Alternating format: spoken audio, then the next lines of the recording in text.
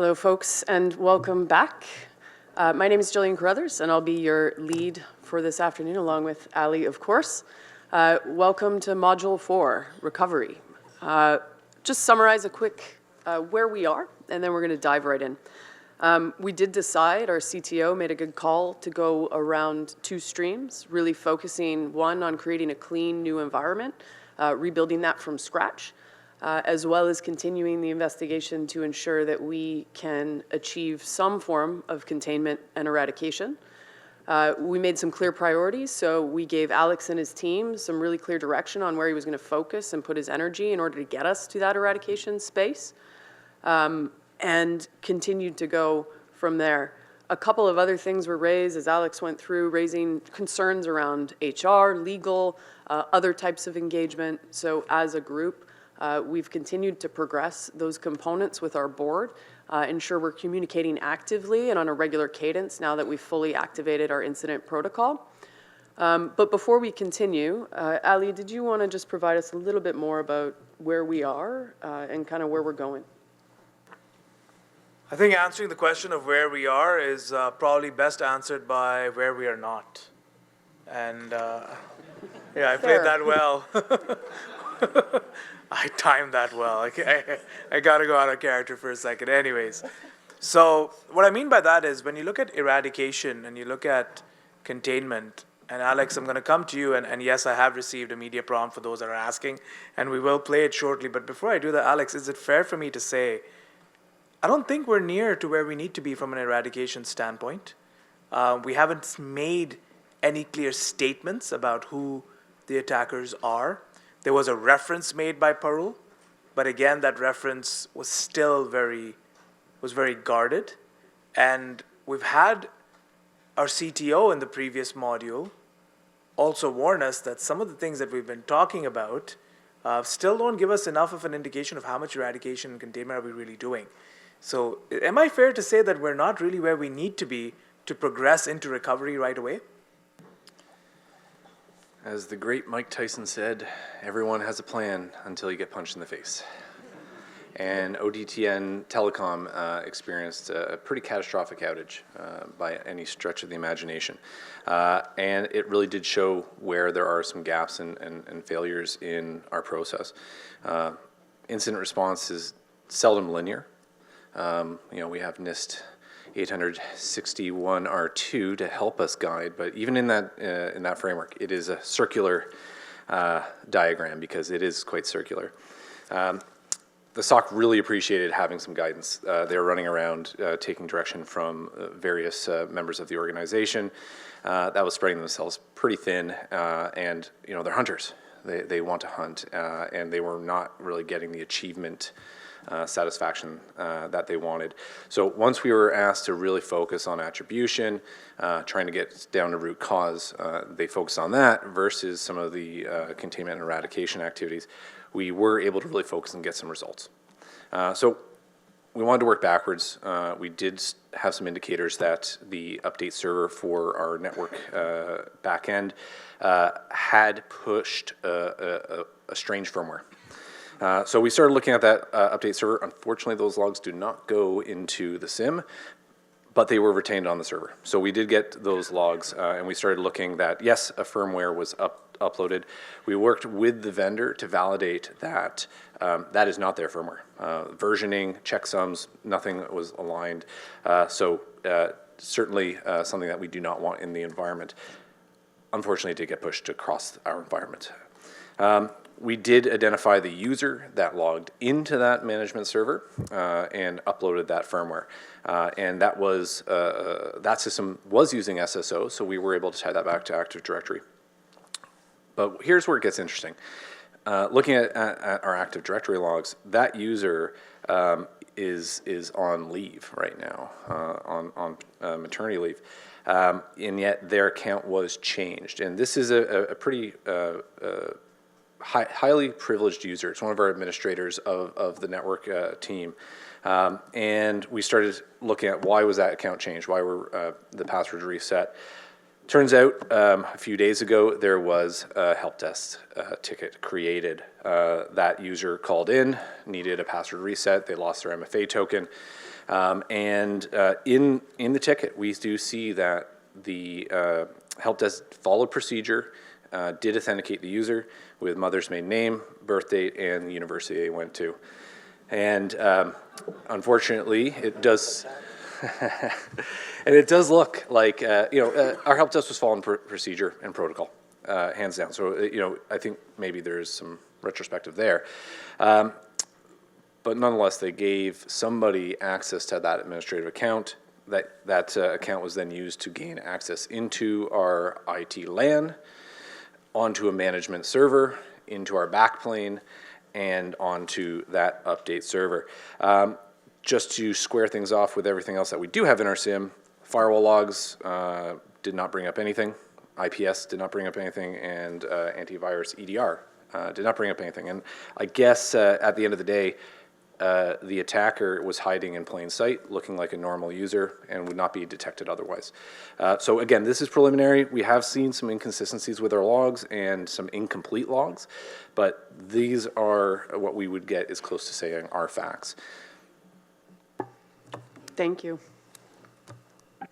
We'll take that as facts for now. There's a lot of things that we need to deal with, and I will let everybody know at the table that as I'm getting the reports from our online viewership as well, there is a very, very consistent feeling that ODTN Telecom at this point, and I'll actually just read it out verbatim here, where it says ODTN Telecom is not focused on the service of the public. They're solely concerned with their reputation in the province. So keep that in mind, and I'll take the next minute to just alert you that we do have another update from the media. There's a lot more as we start focusing on recovery that's starting to come from the media now our way directly as well. But let's take a moment and watch what siberX News has for us at the start of this module.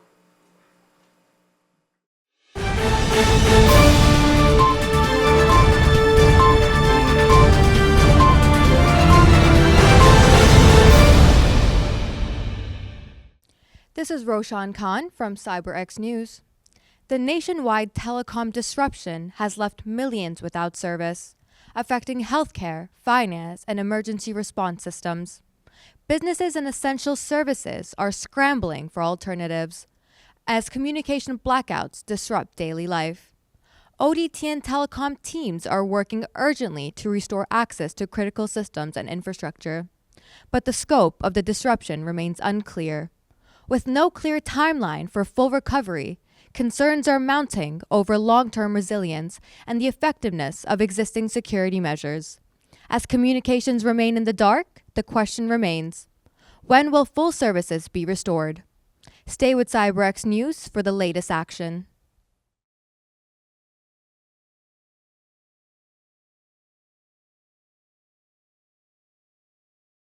Pretty challenging as not only a company and an organization, but to the people of BC.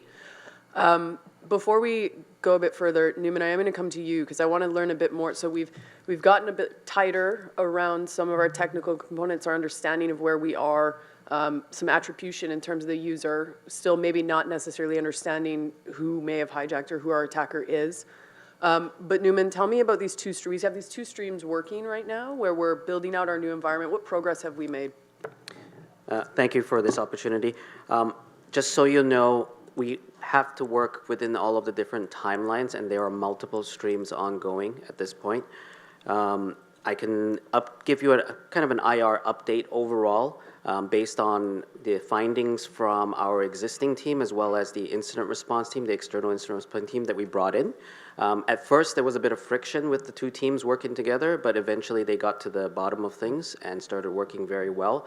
Please understand that the delays were largely caused because of the fact that most folks have already been working very long hours. Like we're talking myself included, I've got 1 hour of sleep. I'm sure Alex is on Red Bull.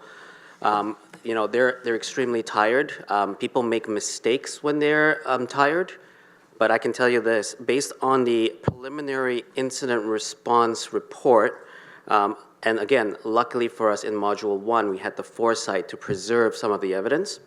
I can tell you that the findings have shown that based on the tools and techniques used, as well as the attack infrastructure, we believe with high confidence, based on some of the additional intel reports coming in, that this is an affiliate group very similar to Salt Typhoon. They've been given a UNC number. A lot of the tools and techniques are very similar to that group, and they're the ones that potentially have attacked our environment. That said, we are able to get some of the IOCs, give it back to the technical teams to allow them to do their cleanup at this point. And that has been very, very, very helpful with the eradication of the bad guys from the environment. We've also shared some of that information with our third parties, those that do need to know. And so that information's gone out to industry as well. With regards to our CTO's secure enclave and the new network environment, luckily for us, the CTO had already had some of these plans in place. We have some spare equipment, luckily, in our inventory.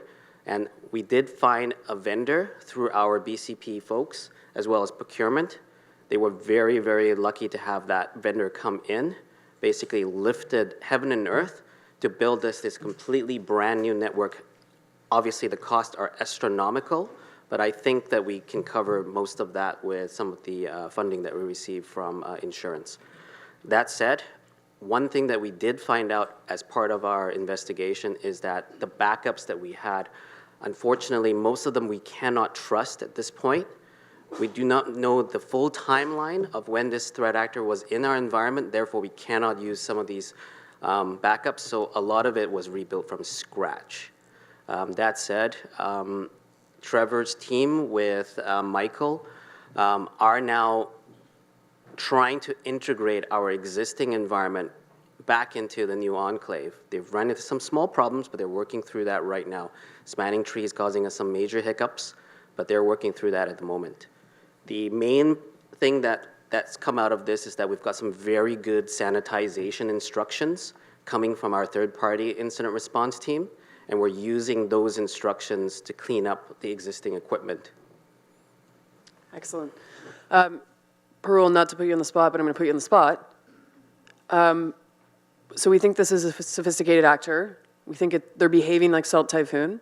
Can you tell us a bit more on what we know? Yeah, this was confirmed by our colleagues and partners in the Canadian Cybersecurity Center as well. And I also was able to leverage the external party that we had hired to do some extra due diligence on top of what we had already done in-house. So yes, this remains with high confidence, as Newman said, that they are very close to Salt Typhoon, and they were able to use the dormant accounts that Alex was pointing towards. Excellent. Well, not excellent, but well, I mean, yeah, the acceptable. validation is excellent. Yes, information is great. As we continue to drive this forward, I want to go to Juarez for a second here. Around, do we go fast enough on this? This feels uncomfortable to me. It felt like we took quite a bit of time to get here. So Juarez, our industry expert here from Kaspersky. Good, thanks. Yeah, so I would just like to start first saying that the previous modules, to your question, it is indeed feels like from what we spent a lot of unhealthy time trying to identify, put a threat attribution, jumping maybe too fast through what we thought we were going to do, eradication and recovery. Now we're talking about recovery. Suddenly, magically, we have a threat attribution in place. So yes, it's normal to feel that we're going fast, but this is what happens when you are able to respond fast. The mean time to detection to mean time to respond, the extra tools, so our technology stack clearly failed us big time, which escalated to a human level, having HR involved, pretty much people losing their intellect capabilities or things of that nature. So the idea is that indeed, this is what is normal to experience when you are capable to have proper threat intelligence ingesting in your technology stack. So the fact that suddenly we have IOCs, we are able to say without a shadow of a doubt, this is an actor accessing this particular TTPs, and then therefore, when we now look at the logs, everything makes sense, obfuscated. That's why we circle back among ourselves, like, okay, what's going on? We have an insider. Clearly, we actually played on the cards that the actor was able to leverage. So it's normal to feel that we're going fast, but it is normal because we have the right tools, the right information in place right now. Excellent. I think the elephant in the room we're not talking about right now is communications. I'm going to start with Richard and then Octavia, over to you as well. Where are we, Richard? What have we communicated right now? Are we still, have we made a public statement yet? We've not communicated enough. We have continually been chasing the narrative. We should be seizing control of the narrative. Now that we have, with relatively high confidence, confirmation that we've been attacked by a state-sponsored actor or an affiliate of a state-sponsored group, we are also a victim here. And so this is my comms hat. We are just as much a victim as the people who rely on us. It is not our fault that a state-sponsored attacker took advantage of us. Certainly there are things we could have done better. But when a state-sponsored attacker gets you in their crosshairs, there is very little you can do as an organization to stop. You can contain and you can ensure resiliency to reflect and repair from a state-sponsored attack, but you will never stop one. The NSA has made it clear. Rob Joyce, the head of Tailored Access Operations, has said very clearly many times, we don't need to pop 0 days on networks because y'all make it really easy for us to get in. And so it is impossible to stop a state-sponsored attacker. So with that, I have written a public statement because we must seize control of the narrative and make people understand that it's not our fault. So, ODTN Telecom has been attacked by what we believe to be a state-sponsored attacker on our core infrastructure. We continue to engage with our national security and law enforcement partners to determine the identity of the attacker while relentlessly moving forward to ensure restoration of services and eliminate the threat.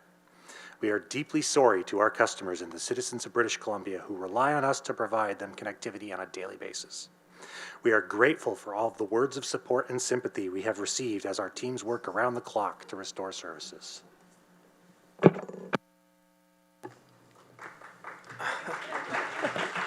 Thank you. I do this for a living.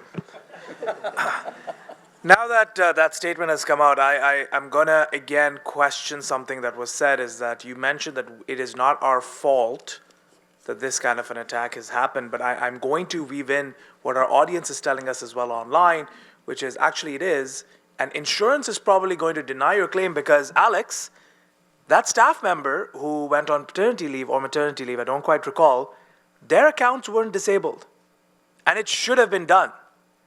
So technically at this point, I get it, Richard's put together a really flowery statement, but I'm sorry, I'm very concerned that with recovery, we're in a lot of trouble here because I don't think we have the financial backing to take this on.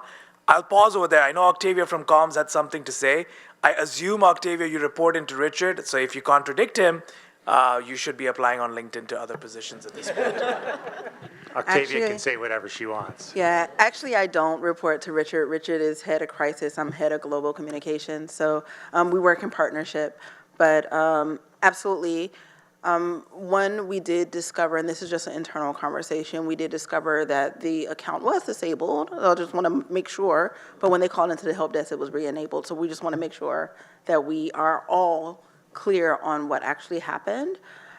We are, while Richard has drafted this communication, it has been approved by our attorneys, and we've already sent it to our regulators, so we got approval to post that.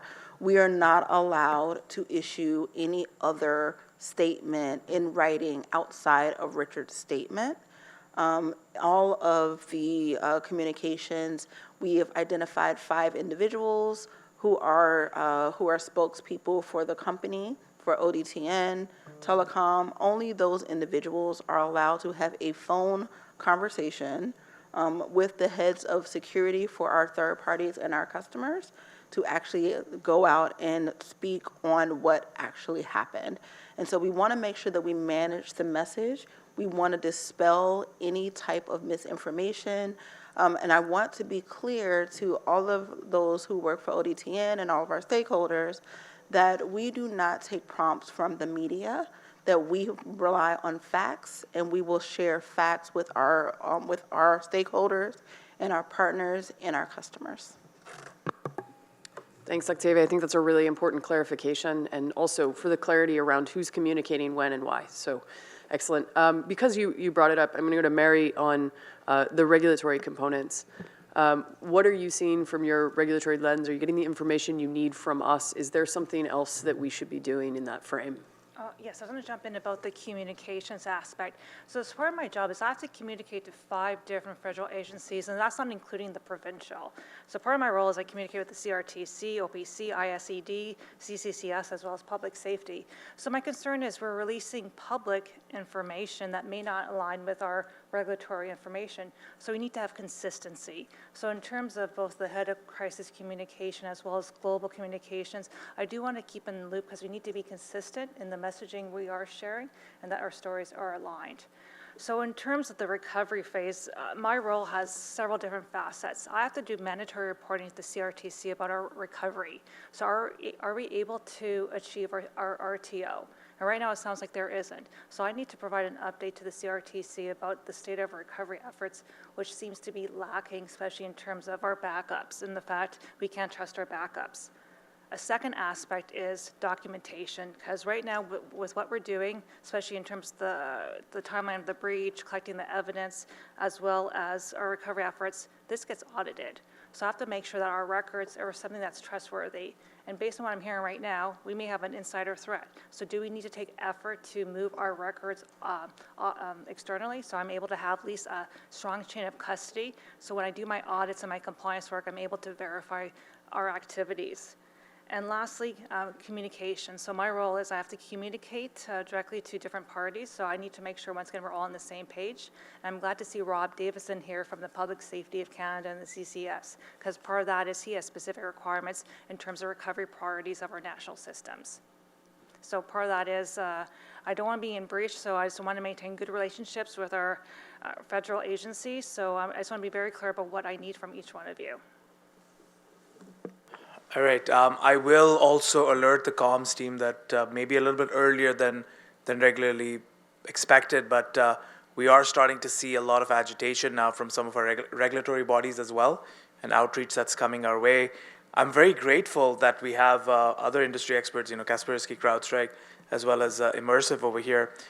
Jamie, from what you're seeing us going through right now, and from your industry experience, you simulate these kind of environments as well. As we're on the path to recovery, are we missing anything? And yes, Jillian, I will have the next prompt also ready very shortly, but I'll give it to you, Jamie, and then maybe if Shelley, if you want to chime in, and then I'll get the next prompt queued up for you. Yeah, thank you. And really what I think with all this is, as I've, kind of not just this module, but also the ones previously, as we go through each one of these stages, I think what's, very clear is none of these solutions are requiring us to, flip a switch and something's magically fixed. It's something that requires coordination across many different teams. And I think the most critical aspect of that is how many times have we practiced this in the past? Or are we only dealing with this now because it's an actual incident? And I think building up, that so-called muscle memory is really critical, because what that does is it streamlines a lot of these things. It makes sure that Alex and his team, as they're responding from a technical perspective, they're not becoming overstressed with it, because they understand how to actually work together with all the teams, what information is required between the NOC, between the SOC, and so forth. And so in making sure that we build that out, we focus on it continuously. And then finally, as we think about this phase and recovery, I think one of the critical things there is recovery plans aren't static. They have to continually change, because our technical environment's changing, our business objectives are changing, and then of course, last of all, there's also validation that comes with all of that. So I think as we work together, we have to start looking at how can we build that into things as we go forward in the recovery phase and forward, and make sure that we're not running into all these problems in the future. Fair enough. Shelley? I think the thing that really struck me the most about maybe what was missing right from the beginning, and Newman spoke about this, is sort of the identity piece. More and more threat actors are simply getting legitimate credentials, whether that be via social engineering, which is obviously we're seeing, in the last few years, some of the most sophisticated social engineering attacks on help desks, et cetera, that we have in any of our histories. But we're also seeing, access brokers. There's an entire ecosystem of threat actors who are simply dedicated to getting access to your network and selling it to another threat actor. So the idea of legitimate credentials and identity is really the crux of so many investigations that are ongoing right now. So, sort of right from the beginning, my brain went to, okay, we have a certificate issue or for an SSH key issue, but have we asked about whether any of these systems are Active Directory tied? Are they local credentials? Have we rotated any of those? Have we done an enterprise-wide password reset? Did we double tap the Kerberos ticket? And those are the things that kind of came to me that maybe got done, but we didn't talk about. So that was certainly one of the things that came through. And then as we move sort of into that clean environment, are we building a clean environment with brand new accounts? Are they named the same? Are people going to reuse their passwords because people are people? And thinking about some of those things going forward to make sure that the threat actor isn't able to just hop from one into the new green environment as well. Alex and Shrey, I hope you've taken note of that, as well as Newman. We will come to that very shortly. I did want to bring to your attention that now we are getting pressure from regulatory bodies, and there is an urgent report that has come in, which I think we need to tune into at this moment.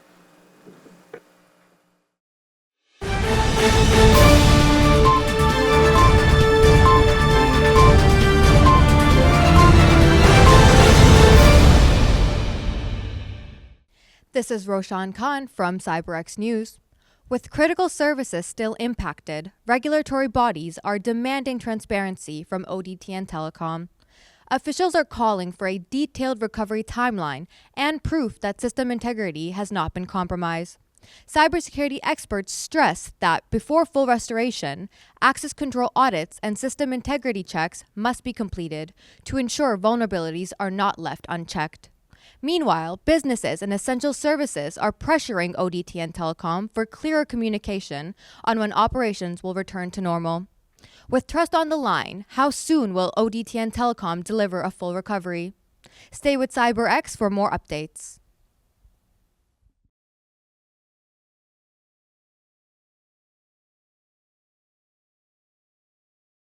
I think one thing I wanted to address is that we've talked a lot about how we're going to recover, but as Alex mentioned, is that we have someone that we don't know and a threat actor group that has had access to the accounts. Have we actually looked at what data they've been able to? So what was how far-reaching was that account? Because while we're talking about the regulatory bodies that are going to want to know for the operational aspect, personal identifiable information is going to be another factor that we have to, and Office of Privacy Commissioner is going to be involved in what access did the threat actors have. Clients and most of the public sector is going to be concerned as well as what of their information, because there will be critical information there that could have been accessed and sold outside as well. Absolutely, that's a great point. Alex, do we know a bit more about what this account had access to, and you said it was a highly privileged account. Does that mean potentially exposure of everything? Do we have any evidence of where we are in that space? The compromised account was a network administrator, so somewhat limited to just the network infrastructure, network tooling, things like that. So we are going to be sifting through it more and really just trying to start pulling on threads on what that user and the IP address that we did see coming in was interacting with our environment. But our focus was really trying to understand how our network environment was able to receive an illicit firmware, which we believe we've gotten close to. But I agree, we should merit a wider net. And Newman, I just want to come to you as sort of the Director of Cyber Incident space here to get a bit of an update. So we've shifted into recovery mode. We obviously have a bunch of impacts to the people of British Columbians. We're starting to communicate. Where are we in terms of our recovery and our ability to actually provide some of those assurances to our regulatory bodies? So I can tell you that while the senior network architect is working on getting that new environment up and running, they did run into some spanning tree issues. They expect that to be resolved within a day after a number of manual configurations, but we're still about 24 hours away from bringing online critical systems. Now, that said, we do have the IOCs from our incident response teams. I believe we could bring some of our what we call dirty systems back online by cleaning up the existing environment with those IOCs. If I may add, at this point, since right now clearly the government is looking down on us, trying to have that validation that what we're doing here, it's an absolute pristine job, we should absolutely consider, because lesson learned type of scenario. Like, we've noticed that we had a hard time understanding the logs. It was a big discrepancy at the beginning. The monitoring the network, everything appeared to be fine. Logs appeared to be fine, and things went completely south. So we should absolutely be part of the plan, of the recovery plan, to make sure that our system, we inject that threat intelligence information coming from up our SIM capabilities, our SOC, with Sigma capability rules to be able to have that logic implemented at the understanding if there is a deviation in the logs, any possible obfuscation. We are a telecom company. We absolutely have to be capable to do deep packet inspection. So Suricata rules make sure that, okay, we've been blessed. The CEO said on pile of money. We have the insurance policy. We spend the right money. Make sure that Sigma rules now are part of our core and edge backbone infrastructure capabilities. So that should be part of our messaging to the government. Once everything is back on track, we say, lesson learned. That's why we believe our recovery path is going to prevent for future events like that, incidents like that. I can also add to that. I was able to also prioritize penetration testing exercises on the green network that the team is building, so that will also be prioritized as they're ready for it, just to give that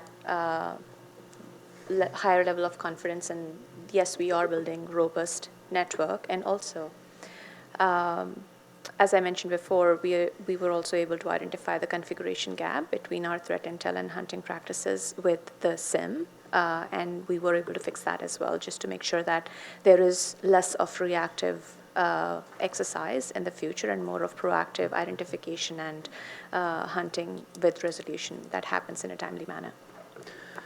Could I just bring in a question, a comment that's come in from the chat as well, and I'll read it verbatim to you, Parul. And again, to the audience that's online, the next set of polls have been made active as well. Please feel free to respond to that. And anyone in the audience, if you have something to add, please feel free to raise your hand and we'll take it in.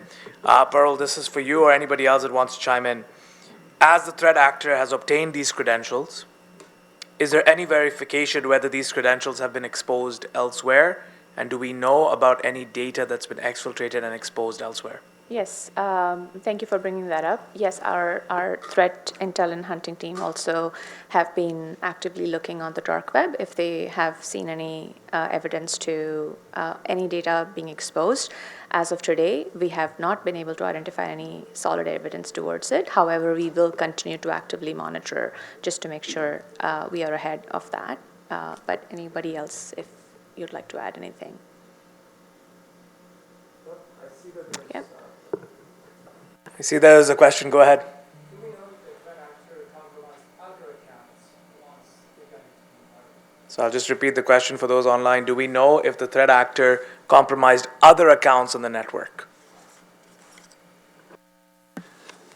We don't have an answer to that, but that will be part of our investigation ongoing while we continue to monitor the environment for any suspicious or anomalous activity.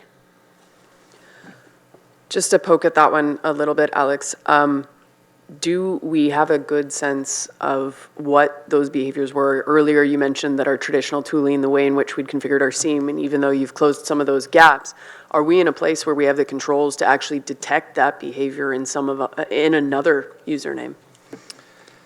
Short answer is no. This is the searching for needles in a pile of needles. When a threat actor has legitimate credentials that we do not know is compromised, they are hiding in plain sight with everyone else in the environment. The only reason we were able to start identifying this threat actor was because we were suspicious of firmware being pushed to our core routing system, and we started backtracking there to say, okay, well, how would that happen? And we have a centralized update server to do so. So then we started looking at those logs and understood that somebody had logged in and made a change. We had to validate with the NOC, was this an authorized change? Generally this is at 2 a.m., but sometimes changes and pushes can happen outside of standard change windows. But once the NOC confirmed that they had not made any changes, and we saw a blatant change and a push of firmware to all endpoints, that was the thread that we started pulling and gave us more detail. I think it's worth looking at, did that user start accessing other user accounts or trying to elevate privileges outside of what the privileges had. Now, mind you, they were an administrator. They were given quite a few keys to the castle. But we will start trying to sift through that activity. But again, it's very challenging when you've got thousands of legitimate users doing things on the network and that's being logged, and trying to find illegitimate activity within it. Yeah, fair. The needle in a needle stack makes sense. I do want to go to Shelley just to pick up on your points previously around the identity pieces and the additional things and controls that we're putting in place. If we may have additional compromised credentials in the environment, what are some of the things that maybe Alex and team should be doing?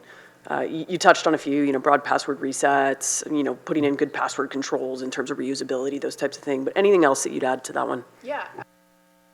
Yeah, absolutely. I think, again, that enterprise-wide password reset and Kerberos double tap are going to be those tactical items that are going to get done. But just from a rebuild perspective, or even from a going forward perspective, looking at especially highly privileged accounts, having MFA on those inside the network, or one-time passwords from a password tool like CyberArk, for instance, or another password inventory that's allowed to that provides sort of a little bit more password security around those highly privileged systems. Also using obviously jump boxes, bastion hosts, that sort of thing to limit activity to some of the more privileged systems, and to ensure that we have a little bit more security around those privileged accounts to make sure that they can't just jump from system to system. Again, and then also just looking at user behavior. Obviously, if that user's not supposed to be pushing a change at 2 a.m. or even be online at 2 a.m., then we want to make sure that we understand that that's something that needs to be flagged by the SOC or the NOC. Excellent. Just see a question up there. Yeah, go ahead.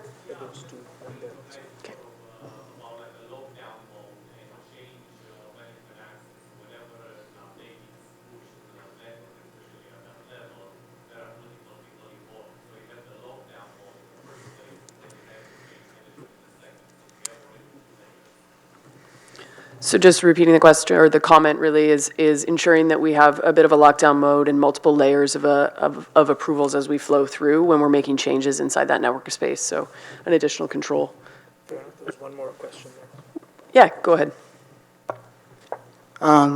Do we know if there's a conditional access on that account? Because even though it was enabled, do we know what country or what have allowed that account to be logged in anyways, even if the 2FA have been enabled?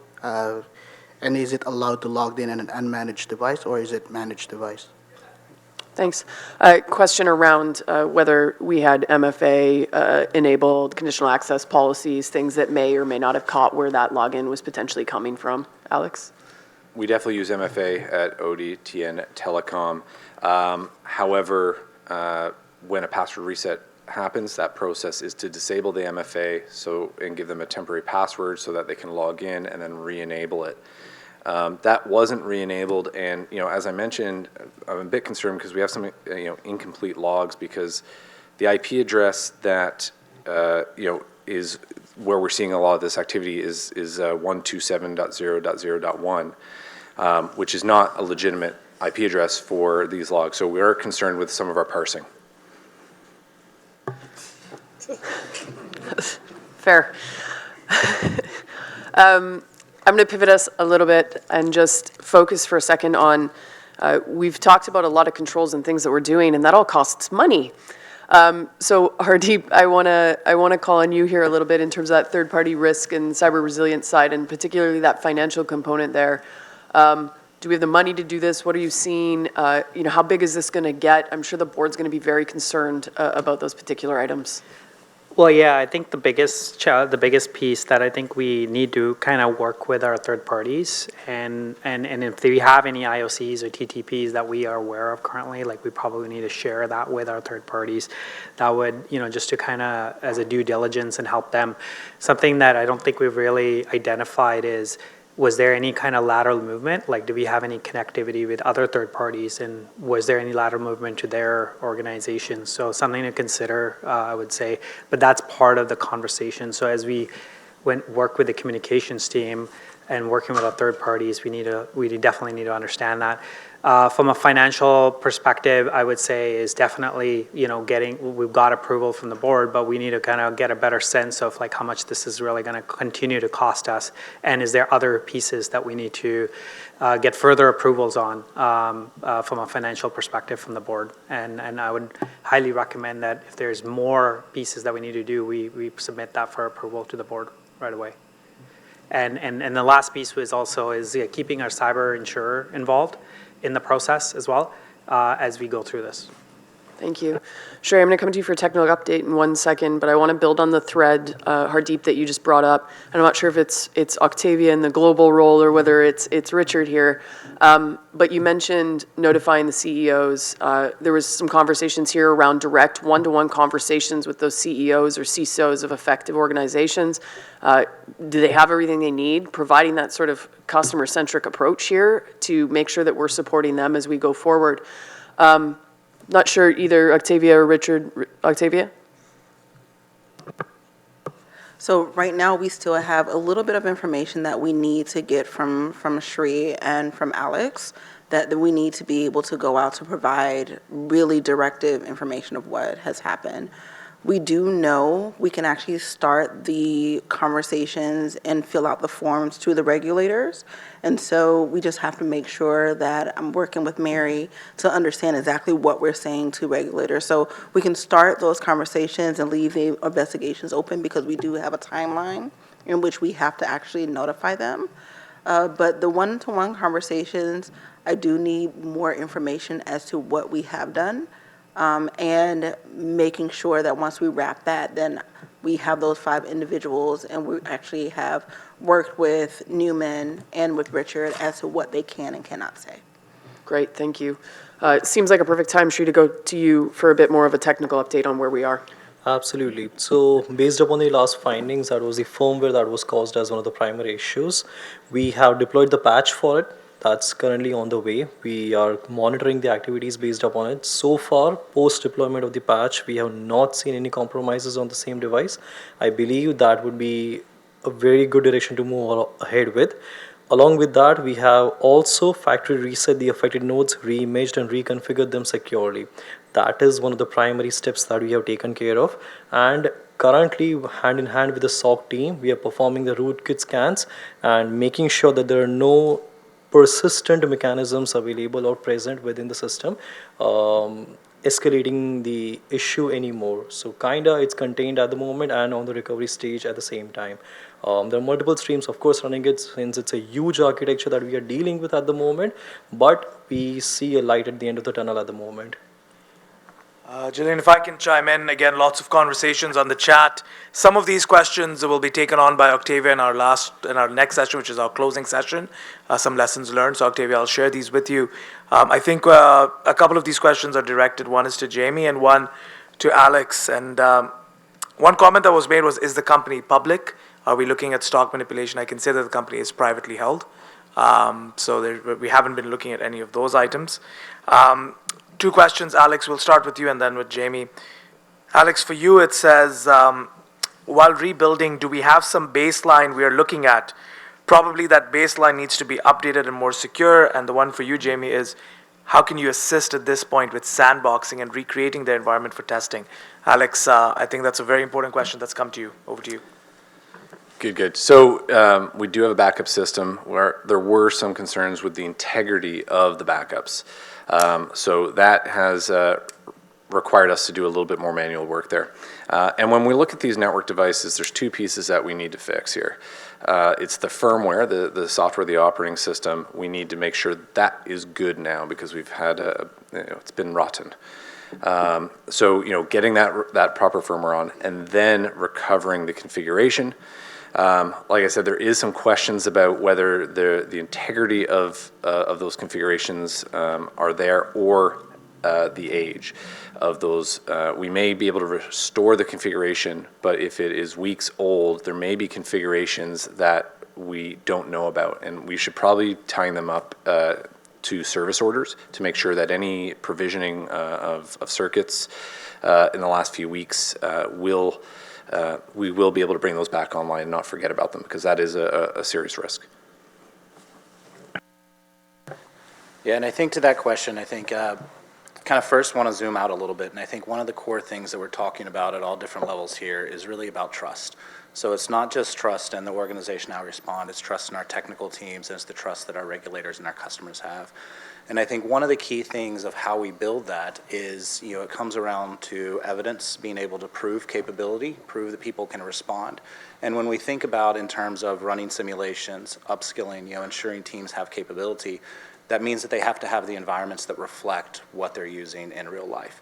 So whether it's being able to prove that they can actually identify threat actors such as Salt Typhoon and other ones like that by doing threat hunts and virtual environments, or when they actually go through practice and investigation, they're doing that in an environment that's representative, not just of how the environment's built, but also leveraging the tools and technologies that they use.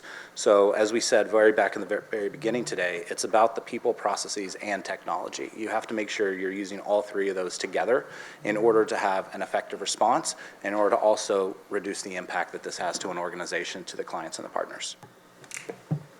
Thanks, Jamie. Mary, did you want to chime in? On Jamie's point, because it goes back to trust. So part of my job as a regulatory compliance officer is building trust with our different agencies. So right now, we're not in a position to meet our service restoration targets, our RTO and RPO.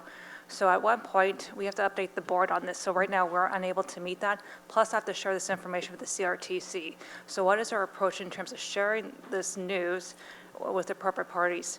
And also, going back to our recovery, so when we rebuild, another level of trust is evidence. So we need to do our own audits on access controls.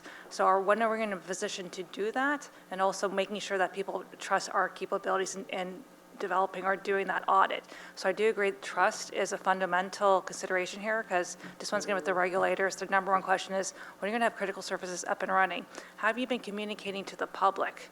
And then also, they're going to audit us. So part of that is, do they trust our records? Newman, I'm going to come to you in a sec for just an update on timeline and where we are. But Rob, what's from your lens? What are you seeing? Yeah, so I think both Jamie and Mary have called out a good thing in that trust element, especially if it comes to folks like Canadian Centre for Cybersecurity, or even the regulators, who in some ways we think of as folks we have to report to in the event of something horrific. Certainly for CCCS and others, we should be thought of more as partners. And even regulators in some ways are partners. And a portion of that trust, and it really is a best practice when we think about that time to be able to recover. In the midst of a horrific incident like this, that's the wrong time to be having an initial conversation. This is not the first time to email CCS or a regulator and say, we're in this horrific situation, and will you help us? I mean, tactically, even the fact that we talked early on about privileged communications, and now they're going to get an email from you at an address they've never seen before, right? Things like that really slow you down. And so it becomes an opportunity in tabletops and other things to fit in CCCS and others as partners and include them in the exercises when things are good.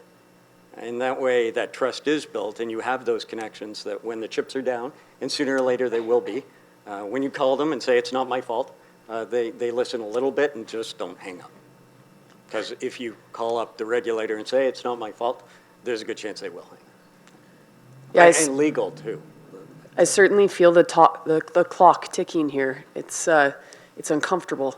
On that, Newman, where are we at in terms of the investigation and our timelines that you'd mentioned 24 hours to get us back, get some of our recovery activities underway? Where are we? Yep, I can give you an update at this point. So the spanning tree issues, I think we've decently looked into it. They still need a little bit more time with that. We did get a third-party audit to come in and have a quick look at that in new environment. They're willing, based on the fact that it's completely brand new and rebuilt with very, very good modern access controls put into place that isn't actually touching any of our existing environment today, they're willing to actually certify that. But right now we're at the crux of we need to put a little bit more time and effort into it and make sure it's ready to go. In the meantime, the auditors have also had a chance to look at the third-party incident response sanitation plans. They look actually pretty good as long as we follow them to the T, making sure that the firmware is put on that's brand new, access control, the accounts are all flipped, reset. Only individuals that are approved to touch the devices have access to the devices. Those things are, like I said, have been checked by the third party.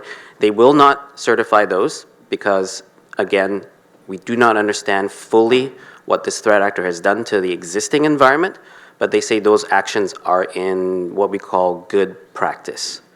So at this point in time, obviously, we need to take a look at what Shrey is doing in terms of getting those systems back up and running, and that will give us the quickest RTO, and then at some point, we'll look at cutting over to the new environment once that is ready. Perfect timing. Shrey, a bit of an update? Absolutely. So recovery is underway. We are restoring the clean configurations and making sure that the new systems are properly in place. We have simulated certain amount of load within the system. Given the short amount of time, we could not do the end of it, but still we are here. The golden images have been set properly. They are properly back up online as well. The new deployed systems are under observations. We have not seen any anomalies so far, and as you can see right now, the couple of core routers and the internet backbone is back online. Slowly and steadily, we are sanitizing the entire system. We are making sure there are no persistent malwares remaining, and based upon that, we are growing on top. We are bringing the systems back online, and I'll keep you guys posted once I have more updates from my security team. Great, thank you. Octavia, we had a few updates here. We've gone through a little bit more. We've made some progress. Do you feel like you have enough information now to provide some guidance and potentially lean into Richard for some more crisis communications? Absolutely. I think we're at a point, especially that we're coming back, that we can actually have some conversations between Mary and Richard and myself. I think we probably need to have a huddle with Newman just to make sure that we have all of our facts and all of our details. Of course, our regulators are going to get more information than we give to the public, and so we just need to make sure that we get on sides with what we're going to actually say to the regulators. I think we need to draft another statement over to the public, Richard, so we probably need another one just to go out and say, hey, we are recovered once we get fully up and running, so we can prepare that. And then we can actually deploy, once we get our regulatory statements and conversations going, we could deploy our 5 spokespeople. So I'll go to Richard. Go ahead, Richard. I'll need 5 minutes to write a new statement, but come back to me. But what I'll say as we talk through this is it's important to remember that it is essential to not admit liability in this situation, especially as things come back up and running. Our customers, especially those high-ticket customers who are paying us a lot of money, are going to be screaming bloody murder now, and they're going to want to know what we're going to do and how we're going to compensate them for what happened. It is essential to not admit any liability, and it is essential to, again, paint us as a victim just like them. It is now, as we move into post-incident activities, it is important to remember that a lot of this stuff, again, Rob mentioned this earlier, that we have flagged as privileged and confidential, could still at some point be seized as part of a legal investigation, both civilly or criminally. You already said this, Octavia, a small number of people must be limited and authorized to speak on behalf of the organization now with some very key and precise, and I mean precise messages as to what has happened and what we have done to restore service. Comment is coming. Thank you, Jillian, from the CEO, and I appreciate the reference to surgical precision, and our CEO is also very pleased, Newman, with although we're dealing with some uncomfortable discussions, we've been pretty comfortable with being uncomfortable, and we appreciate you putting in all this time. A very direct question, whoever can answer this, is executive wants to know all this evidence. How are we handling it? And second, and preserving it. And second, are we ready at this point to attribute this to who within the organization, or what was the motivation and who was behind this at this point? Whoever wants to take the first one and then the second one. How are we preserving the evidence? I can. I'll unmute. No, I'll just say I will do the second one. Second communication. Right now, we just want to make sure that we are all aligned, right? And that we are not actually ready to communicate that who it was at this point until we have conferred with CCCX, CCCS, and the federal government. We want to make sure RCMP is aware. We do not want the RCMP to find out that we had a state-sponsored attack via the news. So we just need to make sure that we have all our ducks in a row before we make that statement. I can talk a little bit about the evidence gathering. The third-party forensics team does have a secured NAS within their evidence locker that is currently housing all of our images, data, logs. They've collected, categorized every single one, cataloged all of them. That will actually also be in the incident report. And you can basically take a look at all of that. If there's any copies that need to be facilitated to law enforcement, we can, at some point with legal support and approval, send that over as well. I was just going to add that I'm going to assume that at some point, in addition to internal legal counsel, we've engaged external cybersecurity breach counsel to assist, and they'd be able to provide an entire recommendation on the preservation of the evidence, as well as how that would be shared with law enforcement, as well as any of the regulatory bodies. I was just add that it's common standard practice that after an incident like that, you do some sort of compromise assessment, which at the end of the day provides a bulletproof report with everything that went down. So part of it, of course, is all the logs, everything that was kept part of the incident. So compromise assessment is really a good thing to push forward. Mary, did you want to add in there?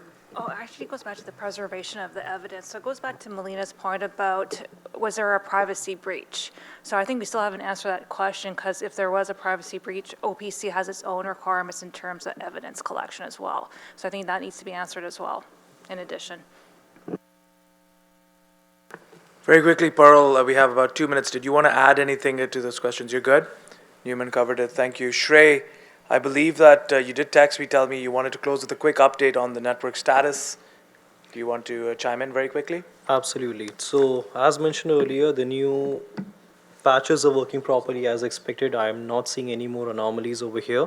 We are still working with the SOC team to scan for any undetected malware implants which may have been left by the threat actors. And also we are validating on the kernel modules, making sure the checksums are properly in place. All of those things are cross-checked properly. So far we have validated the system health. The logs are flowing normally on the top levels, the top tier that we are looking at the moment. And the metrics are operating within the expected thresholds. Slowly and steadily, we are bringing the entire network back up online, and within a couple of minutes to hours, we expect the whole network to be alive, back again, accessible to our customers. Thank you for that, Shrey. And with that, I first want to thank Jillian for leading us through another challenging session. Before we take a break for about 15 minutes and go to our concluding session, which will be led by Octavia, I'll let everybody know that's watching online, as well as that's here in person. The last session usually tends to be quite short and direct, which Octavia will leave as post-incident recovery discussions, and Drar has kind of alluded to that as well. probably be about 30 minutes to 35 minutes, and then we'll wrap up. I do appreciate all of you joining and participating, but I will advise all of you that in the final session, we will take more questions from all of you, so feel free to loop them in, and Octavia will lead you through, and with her expertise, we'll come to a good understanding of some post-incident recovery items. Shrey, thank you for the update. If you were doing your job, we wouldn't be in this situation. Looking at you, Alex, but I won't say that again. I get it, recovery is hard, regret is harder, but no regrets about the process that we've gone through. Everybody joining us online as well as in person, we will resume the next session at 4:10 p.m. PST, and we'll see you then. Thank you.